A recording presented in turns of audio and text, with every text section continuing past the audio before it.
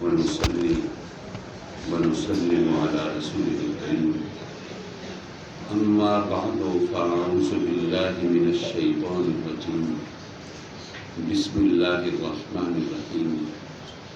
اهدنا الصراط المستقيم.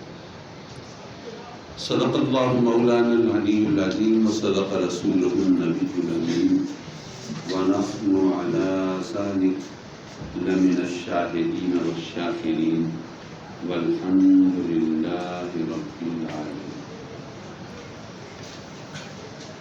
مکرم و محترم جناب محمد عاشق ارورا صاحب، ڈسٹرکٹ اینڈ سیشن جج رحیم یار خان، محترم و مکرم جناب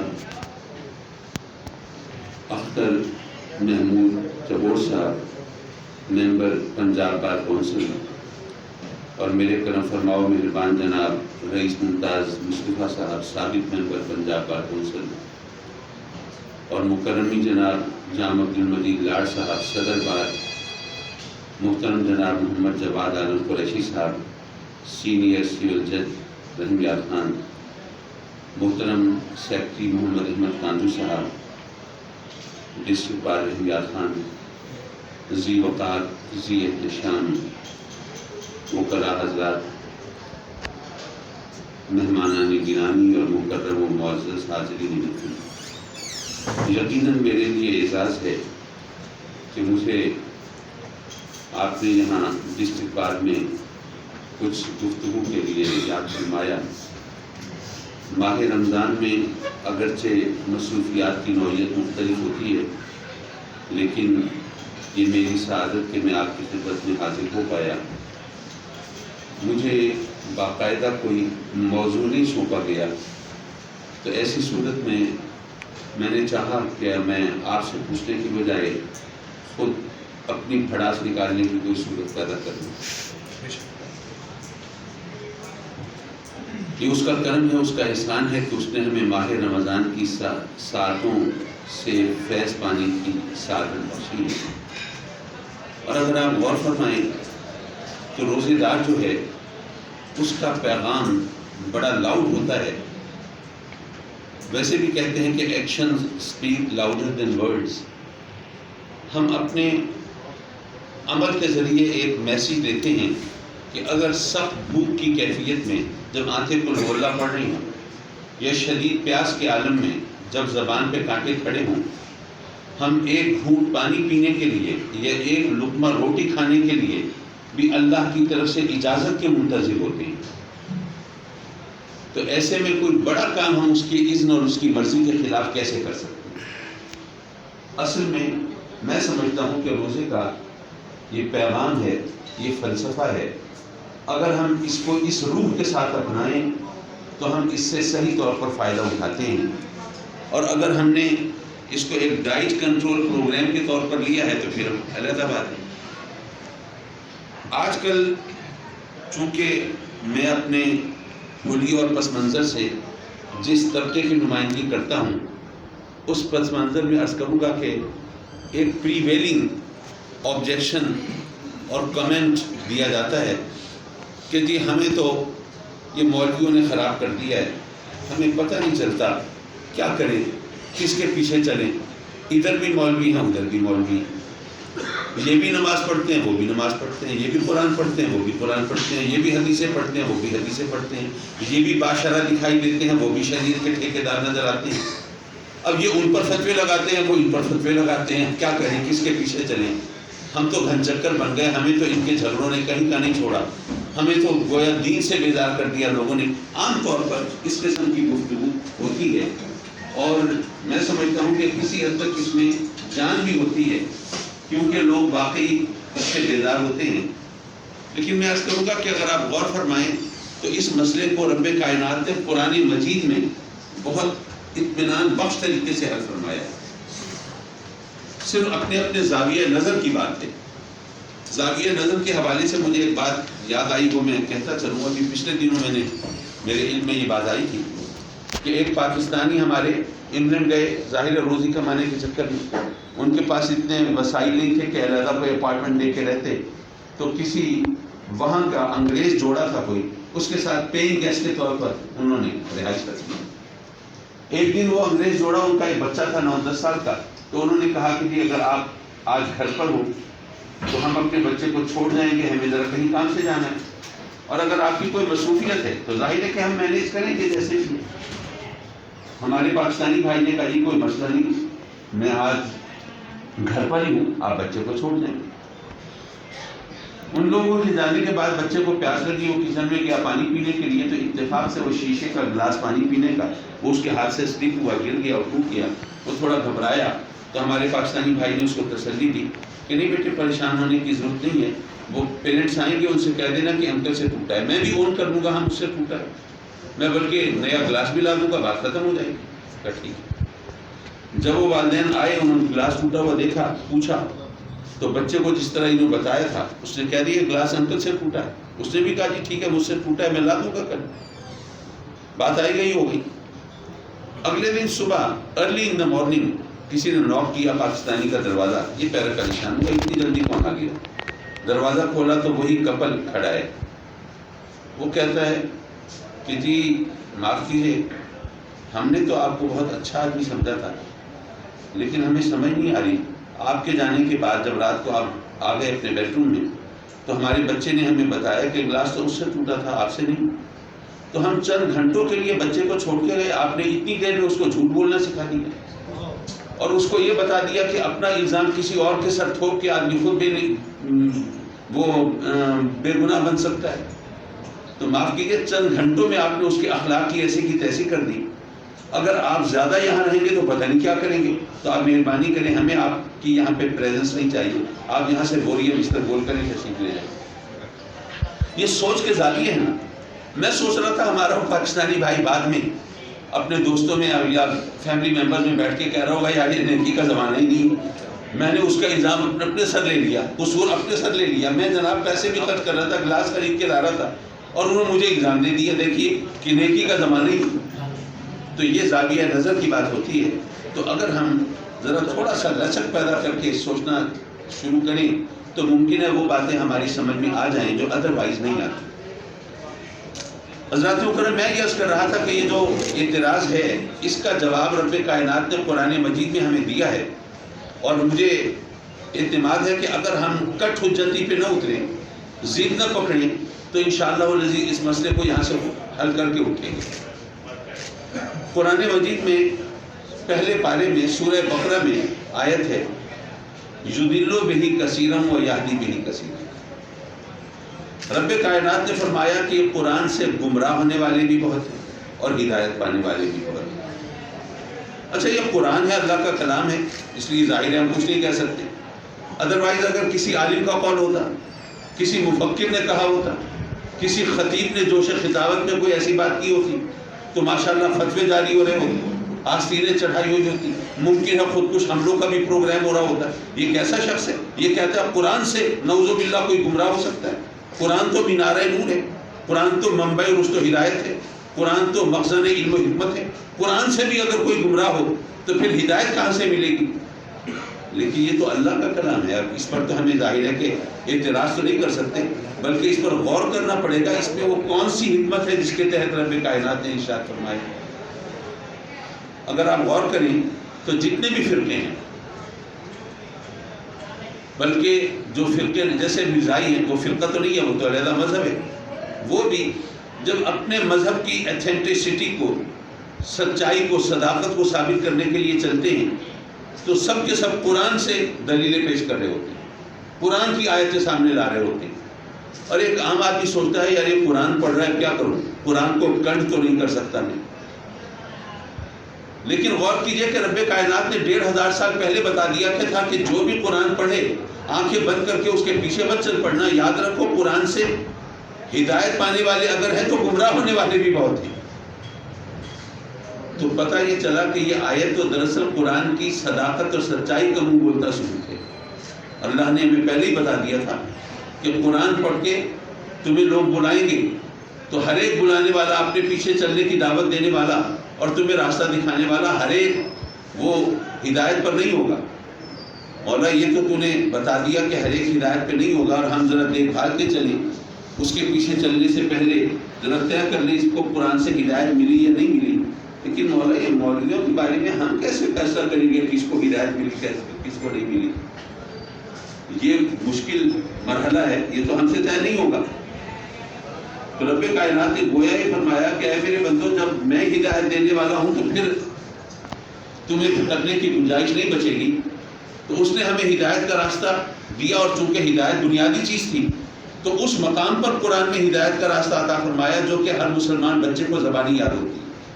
سورہ فاتحہ تو ہر ایک کو یاد ہوتی ہے. سورہ فاتحہ دعا ہے، یہ مانگنے کا وہ طریقہ ہے جو رب کائنات نے خود ہمیں سکھایا ہے. اور ہم جانتے ہیں کہ اگر آدمی کو مانگنا نہ آتا ہو تو محروم رہ جاتا ہے.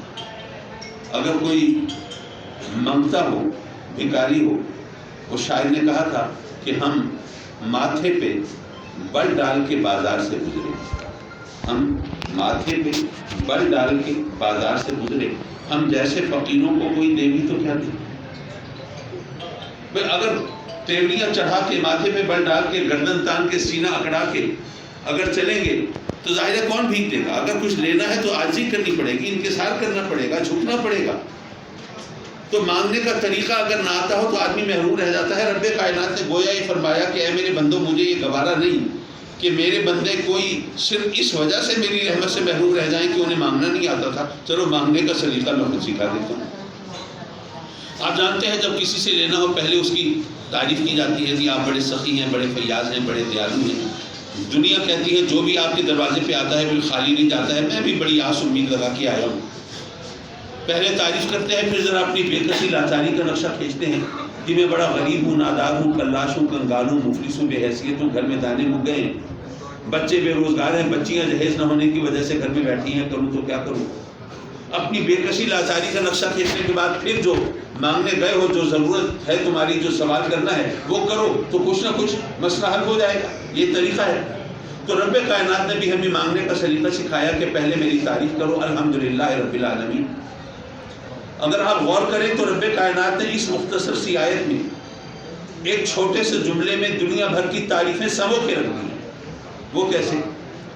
فرض کیجئے اگر کوئی چھوٹا بچہ ہو، بچہ چھوٹا ہے لیکن اس کو ایٹیکیٹس آتے ہوں، مینر سے واقف ہو، شائستگی ہو، ادب آداب ہو، بولنے کا بھی سلیقہ ہو، اس کا ایکسپریشن، اس کا چوائس آف ورڈز وہ بڑا اچھا ہو، تو لوگ کہیں گے یار اچھے ہاتھوں میں اس کی تربیت ہوئی ہے، اچھے لوگوں میں پلا بڑھا ہے، کسی اچھے گھر کا فرد ہے. اچھائی نظر آ رہی ہے بچے میں، بھلائی نظر آ رہی ہے بچے میں، شائستگی اور مینرز دکھائی دے رہے ہیں بچے میں، لیکن تعریف ہو رہی ہے پالنے والوں کی. تو رب کائنات نے فرمایا کہ جب ایک بچے کی تعریف ہو، بچے میں اچھائی ہو تو تعریف پالنے والے کی ہوتی ہے. تو جو تمام جہانوں کا پالنے والا ہو تو جہاں جو خوبی ہوگی، جو کمال ہوگا، جو جمال ہوگا، جو اچھائی ہوگی، جو بھلائی ہوگی، پھر اس کا کریڈٹ اسی کو جائے گا نا، پالنے والا تو وہی ہے. تو رب کائنات نے اس ایک جملے کے اندر تمام تعریفیں سمو کے رکھ دی. جب تعریف کی جاتی ہے تو ظاہر ہے کہ اس کے اندر کچھ تھوڑا سا کلی پھندے بھی لگائے جاتے ہیں، ذرا اضافہ بھی ہوتا ہے. تمام جہانوں کا پالنے والا ہے، اور ظاہر ہے کہ ایک ماں ایک بچے کو پالتی ہے تو اس کی رحمت کی مثالیں دی جاتی ہیں. تو جو تمام جہانوں کا پالنے والا ہو، پھر اس سے بڑھ کر رحمت فرمانے والا کون ہوگا؟ وہ رحمان، وہ رحیم، وہ بدلے کے دن کا مالک، جس کو چاہے نواز دے، جس کو چاہے محروم کر دے. پہلے میری تعریف کرو اور اس کے بعد پھر اپنی بے کسی لاچاری کا نقشہ کھینچو. ایاک نعبد و ایاک نستعین. مولا ہم تیری دہلیز پر جبی سائی کرنے والے، تیری چوکھٹ پہ ماتھا رگڑنے والے، تیری بارگاہ میں سجدہ ریز ہونے والے، تیری عبادت و ریاضت کرنے والے، مولا تیری بارگاہ میں جھولی پھیلانے والے، دستے سوال دراز کرنے والے، ہم منگتے، ہم فقیر، ہم سوالی، ہم فریادی. جب اپنی بے کسی لاچاری کا اظہار کر چکو پھر سوال کرو، پھر مانگو. کیا؟ اہدنا الصراط المستقیم. رب کائنات نے گویا یہ فرمایا کہ اے میرے بندو ویسے تو تم مجھ سے بہت کچھ مانگتے ہو، اور ظاہر ہے مجھ سے نہیں مانگو گے تو پھر کس سے مانگو گے؟ لیکن تم مجھ سے مال مانگتے ہو، دولت مانگتے ہو، زمین مانگتے ہو، جائیداد مانگتے ہو، گھر مانگتے ہو، گھر والی مانگتے ہو، پھر اس کی اولاد مانگتے ہو، عہدہ مانگتے ہو، منصب مانگتے ہو، طاقت مانگتے ہو، شعور مانگتے ہو، تم اقتدار و اختیار مانگتے ہو، نام و نمود اور شہرت مانگتے ہو، سب کچھ تم مانگتے ہو. لیکن یہ تم اپنی مرضی سے مانگتے ہو. جو کچھ مانگنے کا میں تمہیں حکم دیتا ہوں وہ کیا ہے کہ تم مجھ سے ہدایت مانگو. وہ اس لیے کہ تم مجھ سے مال و دولت مانگتے ہو. مال میری نعمت ہے، لیکن اگر تمہیں مال تو بے حساب دے دوں، دولت بے شمار دے دوں، لیکن ہدایت نہ دوں، پھر کیا ہوگا؟ یہ مال و دولت تم گناہ کی راہوں میں لٹاؤ گے۔ یہ مال، یہ میری نعمت ہے، تم میری نعمت سے میرے خیر و غضب خریدو گے۔ تو اس لیے اے میرے بندو، مال و دولت بعد میں مانگنا، پہلے مجھ سے ہدایت مانگنا۔ تم مجھ سے صحت مانگتے ہو، جوانی مانگتے ہو، شباب مانگتے ہو، طاقت مانگتے ہو، میں تمہیں قداور کبھی ہے کر جوان بنا دوں، لیکن ہدایت نہ دوں تو اپنی جوانی کے نشے میں مجھے بھی للکارنے لگو، یہ جوانی بھی گناہ کی راہوں میں لٹاؤ گے۔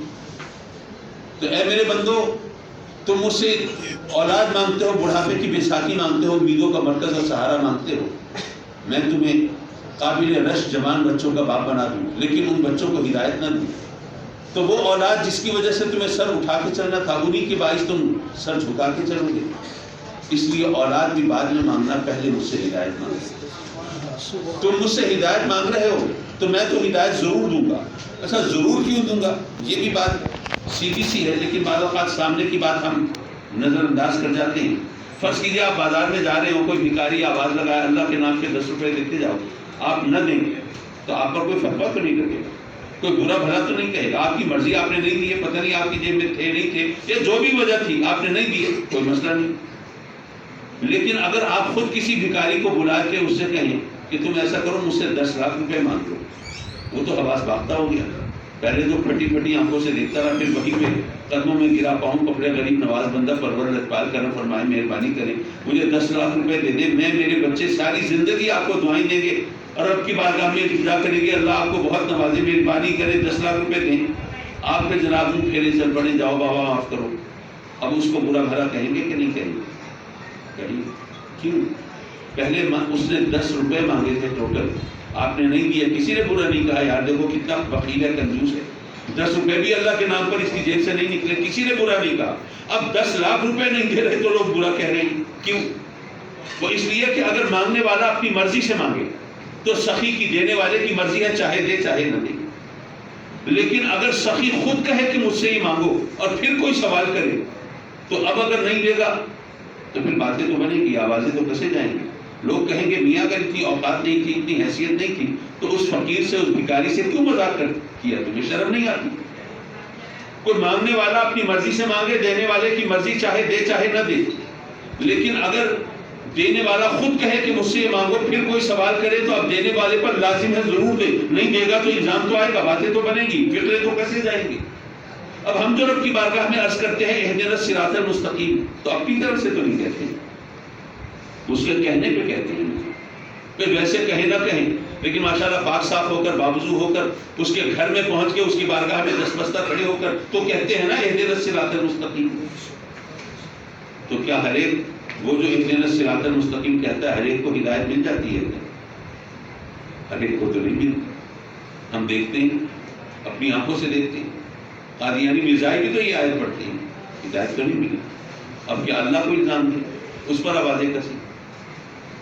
حضرات مکرم، دراصل بات یہ ہے کہ اگر ہم نے فقیر سے کہا، بھکاری سے کہا کہ ہم سے 10 لاکھ روپے مانگو، تو اس نے تو جو بولا ہم نے وہ سنا نا، اس کی زبان سے نکلے ہوئے الفاظ سنے، لیکن ہو سکتا ہے اس کے دل میں یہ ہو کہ یار مرغا آج بسائے تو بچ کے نہ جائے، یہیں ذبح کر دو، پتہ نہیں پھر ہفتے چڑھے نہ چڑھے۔ لیکن جب بندہ رب سے مانگتا ہے تو رب تو صرف ہماری بات نہیں سنتا، وہ نیت بھی جانتا ہے، عمل بھی جانتا ہے، ظاہر بھی جانتا ہے، باطن بھی جانتا ہے، اس سے کچھ چھپا ہوا نہیں ہے۔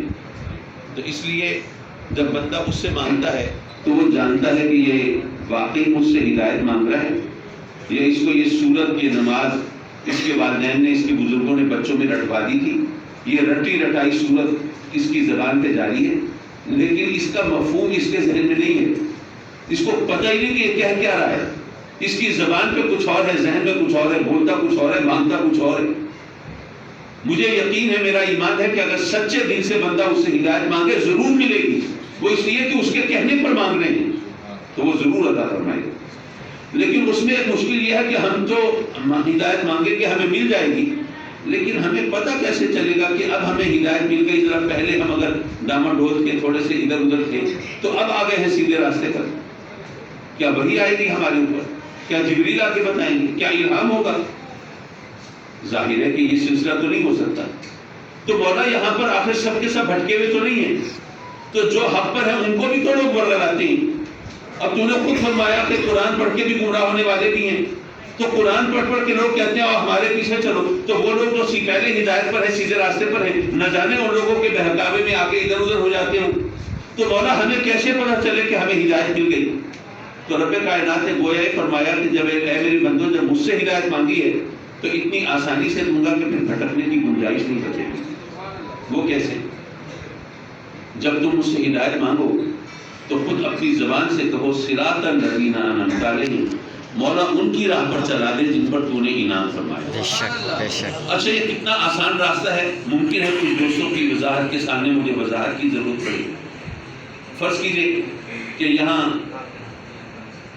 کوئی 100-200 کلومیٹر کے فاصلے پر کسی ریموٹ ایریا میں دور افتادہ پسماندہ علاقے میں آپ رہتے ہو اور آپ کا کوئی عزیز یہاں رحیم یار خان ایئرپورٹ پہ آ رہا ہو اور آپ اس کو ریسیو کرنے کے لیے آئیں. آپ کے پاس اپنی گاڑی ہے, اپنا ڈرائیور ہے, اپنی سواری ہے. آپ وہاں سے آتے ہیں, رحیم یار خان پہنچتے ہیں. اب آپ کو راستہ نہیں آتا ہے ایئرپورٹ تک کا. آپ ایک جگہ گاڑی روکتے ہیں, وہاں پوچھتے ہیں شہر میں انٹر ہو کے بھائی ایئرپورٹ جانا ہے, کہاں راستہ ہے؟ ہم اتنی دور سے آئے ہیں. لوگوں نے کہا یار اتنی دور سے آئے ہیں, ان کو ذرا صحیح طرح سمجھا دیں تاکہ بیچارے بھٹکتے نہ پھر. اب آپ کو بتانا شروع کیا کہ بھی سامنے جا رہے ہو, وہاں ایک راؤنڈ اباؤٹ آئے گا, اس سے یوں مڑ جانا. آگے فلاں چوک آئے گا, اس سے فلاں سڑک نکل رہی ہوگی, پھر اس پہ چڑھ جانا. پھر وہ فلاں راستہ نکلے گا, پھر فلاں چوک آئے گا. آپ سن کے حیران پریشان, بھائی میں دیہات سے آیا ہوں, نہ وہاں اتنے چوک ہیں, نہ راؤنڈ اباؤٹ ہے, نہ اتنی سڑکیں ہیں, نہ اتنے راستے ہیں, نہ اتنی گاڑیاں ہیں. میں یارو اتنے 100 کلومیٹر سے آیا کھڑا ہوں, اب 10-20 کلومیٹر کی بات رہ گئی. میں پریشان ہوں, یہ ایئرپورٹ تک پہنچا دوں. آپ کو پریشان دیکھ کے ایک بندہ آیا, بہت پریشان ہو, ایئرپورٹ جانا ہے. پریشان ہونے کی ضرورت نہیں, تمہاری خوش نصیبی اتفاق سے میں بھی ایئرپورٹ جا رہا ہوں. تو ایسا کرو اپنی گاڑی میری گاڑی کے پیچھے لگا لو, سیدھے ایئرپورٹ پہنچ جائیں گے. راؤنڈ اباؤٹ سے سیدھا جانا ہے کہ کہیں مڑنا ہے, کون سی سڑک پہ چڑھنا ہے, کون سا راستہ اختیار کرنا ہے, نہ کسی سے پوچھنے کی ضرورت, نہ سڑکوں کے نام پڑھنے کی حاجت, نہ استخارے کی کوئی. تو بس ایسا کرنا اپنی گاڑی میری گاڑی کے پیچھے رکھنا, ادھر ادھر مت ہو جانا, سیدھے ایئرپورٹ پہنچ جائیں گے. یارو اس سے زیادہ آسان راستہ تو کوئی نہیں ہو سکتا. اللہ تبارک و تعالیٰ نے فرمایا اے میرے بندو تمہیں ہدایت چاہیے نا, تو تمہیں کیا پتا ہدایت کا راستہ کون سا ہے. ایسا کرو میرے جو انعام یافتہ بندے ہیں ان کے پیچھے چل پڑو, تمہیں بھی ہدایت مل جائے گی. اب معاملہ تو بہت حد تک حل ہوا, لیکن ایک مشکل ابھی بچ گئی. مولا اب تیرے انعام یافتہ بندے کون ہیں, یہ فیصلہ کون کرے؟ یہاں تو ہر ایک پابند گز کا ہے. زمیندار کہتا ہے مجھ پر اگر انعام نہ ہوتا اتنی اچھی فصل کیسے ہوتی. دکاندار کہتا ہے مجھ پر انعام نہ ہوتا تو میری اتنی سیل اتنی بکری کیسے ہوتی. صنعتکار کہتا ہے مجھ پر انعام نہ ہوتا 1 کی 10 فیکٹریاں کیسے لگتی. چشمے بدور سیاستدان بھی کہتے ہیں ہم پر انعام نہ ہوتا الیکشن میں کامیاب کیسے ہوتے, حکومت کیسے ملتی. مولا یہاں تو ہر ایک دعوے دار ہے وہی انعام یافتہ ہے, تو ہم یہ فیصلہ کیسے کریں کون ہے تیرا انعام یافتہ بندہ. تو رب کائنات نے گویا یہ فرمایا کہ اے میرے بندو یہ مسئلہ ہے ہدایت اور گمراہی کا, یہ مسئلہ ہے ایمان اور کفر کا, بلکہ یوں کہو یہ مسئلہ ہے زندگی اور موت کا. تو یہ میں تمہاری ڈسکریشن پہ نہیں چھوڑتا, تمہاری ثوابیت پر نہیں.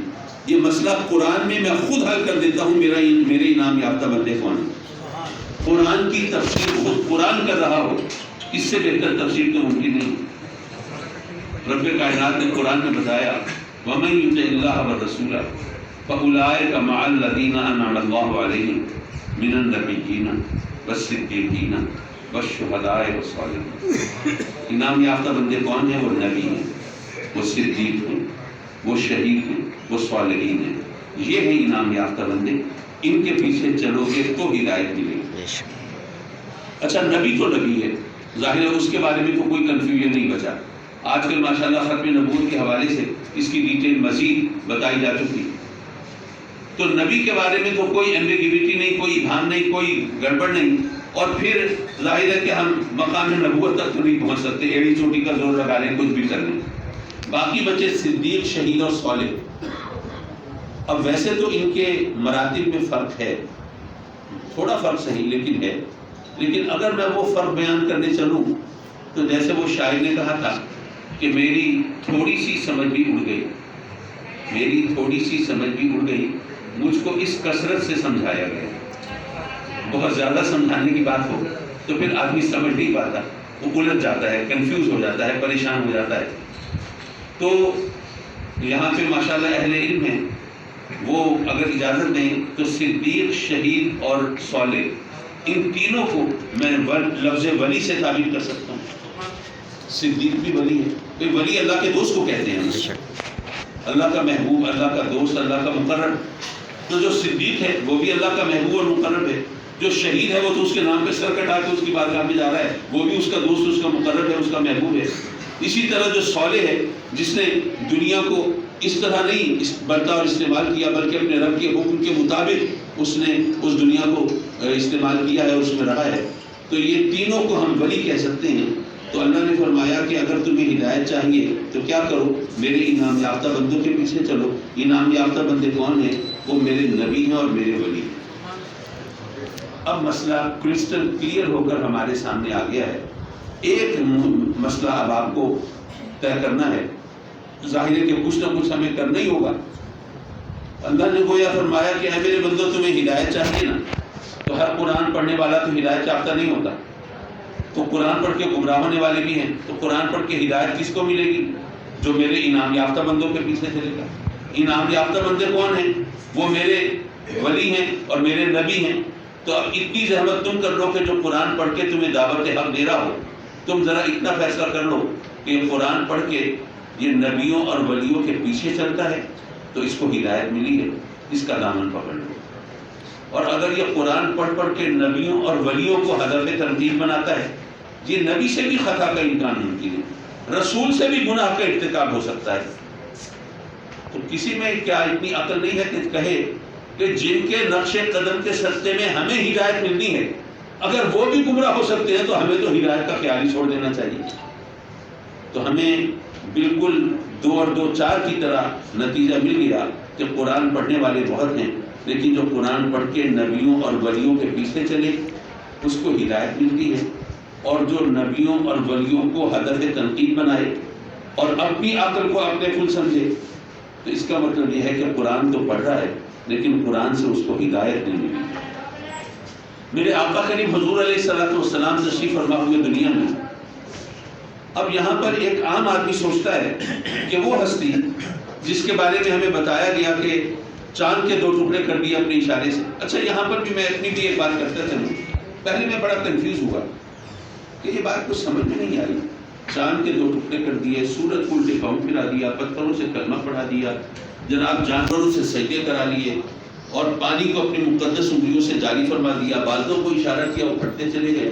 اتنی واضح نشانیاں دیکھ کر، یہ تمام مناظر مظاہر دیکھ کر کون ہوگا جو ان کو نبی ماننے سے انکار کرتا ہوگا؟ لیکن ظاہر ہے کہ وہ کفار تو تھے، تو کیا کہیں یہ جو تمام داستانیں ہیں یہ قصے تو نہیں ہیں، کہانیاں تو نہیں ہیں، فیبریکیٹڈ سٹوریز تو نہیں ہیں، خود ساختہ عقیدتوں اور محبتوں کے تراشے ہوئے افسانے تو نہیں ہیں؟ کیونکہ بات سمجھ میں نہیں آتی نا، اپنی آنکھوں سے آدمی دیکھے کہ چاند 2 ٹکڑے ہو گیا اور پھر بھی وہ نہ مانے کہ نبی، یہ بات پلے نہیں پڑتی تھی۔ جو جس طرح پھر مجھ پر اللہ نے ہدایت کا دروازہ کھولا وہ میں آپ کے سامنے بھی رکھ دیتا ہوں۔ بات یہ ہے کہ اگر ہم اس کو معاذ اللہ کوئی کہانی سنیں، سمجھیں، افسانہ سمجھیں، چلیے یہ چیزیں تو احادیث سے ہمارے سامنے آتی ہیں، ان کے بارے میں ہم لب کشائی کر سکتے ہیں، لیکن ایک مسلمان کی حیثیت سے قرآن پر تو اعتراض نہیں کر سکتے، قرآن کو تو ماننا ہی ہے۔ تو اگر چاند